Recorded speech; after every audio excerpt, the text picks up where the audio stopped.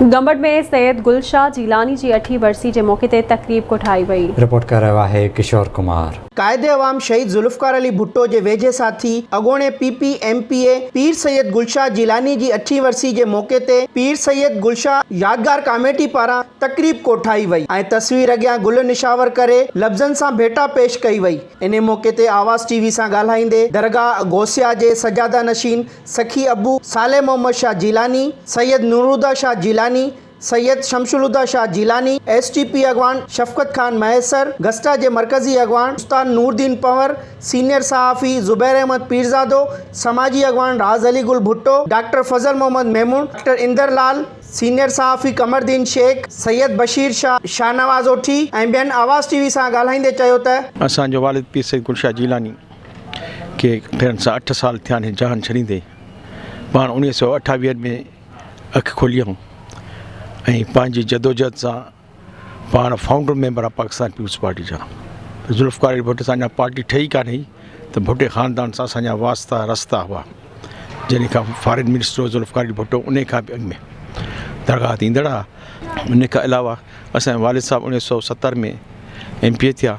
उन खां बाद डिस्ट्रिक्ट काउंसिल जा चेयरमैन भी हुआ, पार्लियामेंट सेक्रेटरी भी हूंदा हुआ। साईं सभ खां पहिरीं इंतहाई शरीफ़ नफ़्स इंसान हुयो ऐं पंहिंजे गंबड़ जे अंदरि जेका उन ख़िदमत कई आहे न विसारण जोगी आहे। असीं हिन वक़्त उनखे ख़िराज तहसीन पेश था कयूं। साईं गुलशाह खे जेको ॾिठोसीं हिकु शफ़ीक़ इंसान ॾिठोसीं, हिकु शफ़ीक़ वालिद ॾिठोसीं, हिकु शफ़ीक़ लीडर ॾिठोसीं।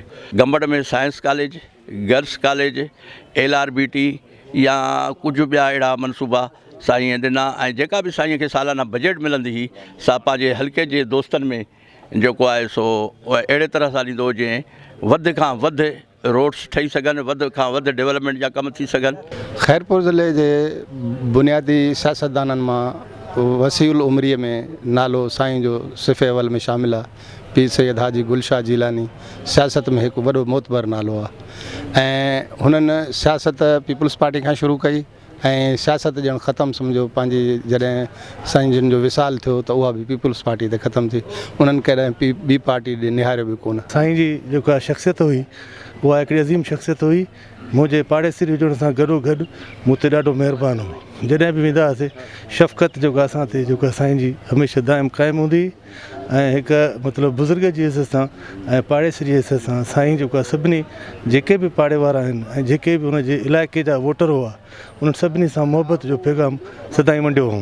ख़ासि करे दीवाननि जो त हुनखे तमामु घणो असांजा केतिरा ई मज़हबी जेके फंक्शन थींदा साईं उते ईंदो, चीफ गेस्ट हुयो। असांजे मज़हब जी जेतिरी उनखे नॉलेज हुई ओतिरी असांखे बि नॉलेज न हूंदी। घणो कुझु असां उन जे संगत मां जेको आहे पिरायोसीं।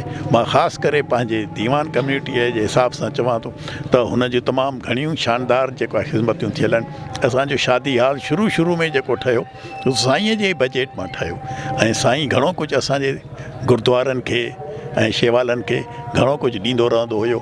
इहो ई निशानी आहे हिकु न्यूट्रल ऐं जेको आहे सूफ़ी इज़म जे खे मञण वारे माण्हूअ जो इहे ई निशानियूं आहिनि। असांखे उन शख़्सियत जो जेको आहे त ॾुख आहे जेका असांजे लाइ तमामु शानाइती मानाइती ऐं वॾो हिकु ईमानदार सियासतदान हो ऐं तमामु क़दावर शख़्सियत हुई जेका असां खां विछड़ी वई आहे जिस्मानी तौरु, पर उन जूं ॻाल्हियूं ऐं उन जूं मोहबतियूं असांखे अॼु बि यादि आहिनि। कहिड़ियूं ख़ूबियूं मां बयानु करे कहिड़ियूं बयान तक़रीबन हुन सां 18-20 कलाक जो लाॻीतो हुन साईं सां हूंदो हो। उथण बीहण जो राब्तो जेकियूं इंसान में ख़ूबियूं थींदियूं उन खां घणियूं हुन में ख़ूबियूं हुयूं, भलायूं हुयूं, चङायूं हुयूं। बसि छा मां साईं जी मां ख़ूबियूं बयानु कयां। जंहिं गुल जहिड़ो नालो हुयो जहिड़ा हे गुल हिन खां वधीक ख़ूबसूरत साईं पीर गुलशाह साहब जन जेके आहिनि से पीर सां रुगो पीर न हुया, साईं सियासतदान बि हुया। साईं में पीरी न हुई, साईं में सियासी बि पीरी खां वधीक हुई। साईं पीर हूंदे बि आम माण्हू सां हिकु सियासत पर भुट्टे साहब जो वर्कर करे पेश थींदो हुयो।